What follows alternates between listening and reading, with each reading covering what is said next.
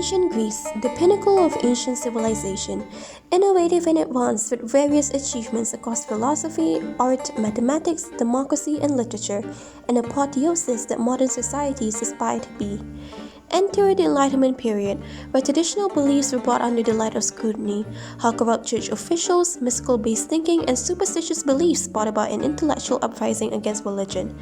Welcome as we delve into the deconstruction of faith, explore Sophocles' Oedipus Rex, and examine the revolutionary voices of Voltaire and Catherine the Great as they wielded the pen as a weapon against the perceived shackles of their eras. In doing so, stay tuned for the revelation that unfolds, how the moral values of Greek tragedy, once revered, now stand undervalued and corrupted in the face of modern Western society. The ancient Greeks valued drama as a way to explore fundamental questions of human existence. Aristotle saw tragedy specifically as achieving catharsis, an emotional cleansing, leaving audiences uplifted by pity and fear from witnessing noble suffering. Oedipus Rex tells the story of Oedipus, the king of Thebes, as he tries to lift a plague from destroying his city. Through his own efforts to identify the cause, Oedipus tragically discovers that he himself is responsible for the plague due to unwittingly fulfilling a prophecy years before. The play revolves around three key themes. 1. Fate versus free will. No matter what Oedipus or his parents did to avoid the prophecy, his fate conspired to have it fulfilled anyway. This questions free will over our lives. 2. Moral responsibility tied to consequences. While Oedipus never intended to commit these acts, what matters more than intentions is living with the consequences. This makes him morally culpable. 3. The dangers of unchecked pride. As a strong, self-confident leader, Oedipus's unchecked pride blinds him from the truth until it destroys him. By tracing Oedipus's tragic story, Sophocles provides a profound exploration of whether we write our own fates, what defines moral responsibility, and how unchecked pride contributes to one's downfall. Aristotle believed the resulting catharsis restores emotional balance by unlocking that happiness comes from virtue and self-mastery. Although Oedipus's logical faculty fails, his valiant example rises above devastation through these timeless themes. The Enlightenment era marked a profound shift in European thought, bringing reason, science, and humanism to the forefront. Key thinkers wielded wit and satire to challenge rigid notions of organized religion. Two major figures were the French philosopher Voltaire and Russian Empress Catherine the Great. From vastly different backgrounds, both represented Enlightenment ideals of rational questioning, progress, and reform. Voltaire conveyed powerful critiques against religious fanaticism in satirical works. In Candide, his character Pangloss parodied the Church's metaphysical optimism. Philosophical Dictionary defines superstition as religion that tyrannizes over souls, while everywhere promoting tolerance. Catherine took a more subtle approach to balance reform while avoiding conflict with the Russian Orthodox Church. Through comedies, she gently mocked repressive attitudes, pushing aristocracy to become more progressive. Voltaire was one of the most prominent Enlightenment philosophers of 18th century France. Known for wit, satire, and advocacy of civil liberties, Voltaire's writings often landed him in trouble with French authorities. He lived during a time of great social and political upheaval in France. The monarchy and the Catholic Church held significant power, and any dissent was met with strict censorship. In his youth, he was imprisoned twice for questioning the powerful. These experiences likely bred his deep mistrust of tyranny by both government and religious institutions. This background set the stage for one of Voltaire's most audacious works, the play Muhammad, which sparked instant controversy across Europe. While public showings were quickly banned, copies of the play itself were widely read and discussed in elite intellectual circles. As slightly intended, it brought uncomfortable focus on how tyranny and oppression often follow when political ambitions hide behind religious pretexts, be it in Islam or even Christianity. Through his lens as an Enlightenment thinker, Voltaire's scandalous work used theater to expose this poisonous hypocrisy, raising questions that remain relevant centuries later. Voltaire depicts Muhammad in a very negative light in his play Muhammad in order to criticize religious hypocrisy and fanaticism. 1. Manipulation of followers. In one scene, Muhammad coerces his young followers Said into committing murder, saying the act is justified by divine decree. After some reluctance, Said gives in, suggesting Muhammad manipulates religious faith to justify normally immoral acts. 2. False visions. At one point, Muhammad claims to have journeyed to heaven to speak with angels, but in 8 suggests he fell unconscious due to illness and only dreamt it. This paints his visions as deliberate lies to feign divine favor. 3. Love of glory or power.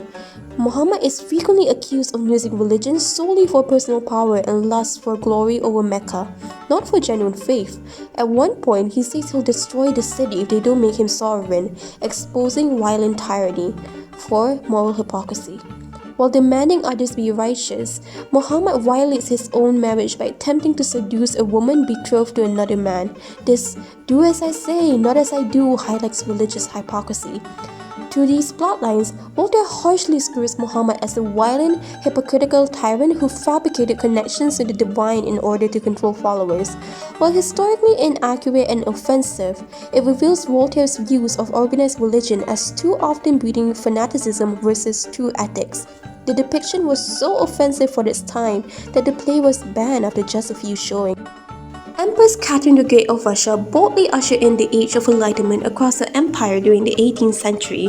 She modernized Russia through sweeping reforms in education, art, and social policy, attempting to bring reason, science, and humanitarian ideals closer to everyday life. But rather than impose reforms solely by decree, Catherine cleverly co-opted theater and literature to subtly influence the aristocracy and powerful Orthodox Church towards more progressive thinking. Among such literary works were satirical plays like O Tempora, written under her guidance. O Tempora used satire and parody to gently mock repressive attitudes and ignorance Russia so clung to, while Enlightenment ideals took hold somewhere else in Europe. By laughing at her own foibles, Catherine aimed to nudge society away from ingrained superstitions as well as religious extremism. For example, the play pokes fun at a fictional old-fashioned father struggling to deal with his better educated son's exposure to modern science and rationalism. The comedies became talking points, allowing reform policies to take root with less attack on heritage or belief systems. While subtler than direct polemics, Catherine's dramatic works followed core Enlightenment principles of reform through uplifting awareness, not repression. Her plays satire, highlighting stagnant thought, turn out as essential as any formal decree. Examples of her plays: 1. Mocking superstition and ignorance as out of touch. Plays like O Tempora have characters appearing backward for relying on superstitions, magic, or mythical science instead of modern scientific reasoning. This made lack of enlightenment seem foolish. 2. Portraying women reading academic literature. In O Tempora, daughters-in-law sneak away to read weighty philosophical and scientific books, showing these interests as fashionable for upper-class women to pursue knowledge. 3.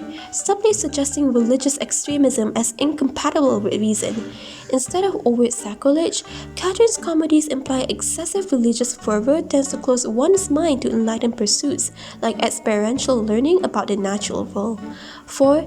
Advocating gentle parody over direct criticism. The use of plays and satire itself embody Enlightenment values of changing culture through stimulating intellectual awareness and questioning versus heavy-handed coercion against old ways and faith. So while avoiding openly confronting institutions that carry conservative influence like the Orthodox Church, Catherine the Great's literary works advocated subtly but powerfully for spreading Enlightenment ideals of rational progress to live Russian society. While Voltaire and Catherine confronted religious power structures in their day, the durability and resurgence of faith in the modern age raises questions. According to The Guardian, over 84% of today's global population identifies with a religious group, and adherence is rising, not declining. This resurgence speaks to religion's ongoing political and social impacts. For example, the Israeli-Palestinian conflict has become a flashpoint, where people are converting to Islam in light of events like the Gaza war and siege. Millions are now joining book clubs to learn about the Quran, discovering the moral strength underpinning Palestinian struggle. More Americans question the past government backing of Israel despite human rights violations, and are finding answers in Islam. Just as Voltaire and Catherine confronted religious power struggles in their day, this well behind Islam signals its destiny to challenge political agendas that have oppressed Muslim populations. Motivated by a quest for truth and justice amid images of innocent suffering, Islam's advance shows faith yet again wields an enduring ability to drive social reform. The Enlightenment thinkers might therefore initially underestimate religion's lasting imprint on moral consciousness and movements for change. Islam's rising tide today shows faith remains a formidable force for good against injustice in global society.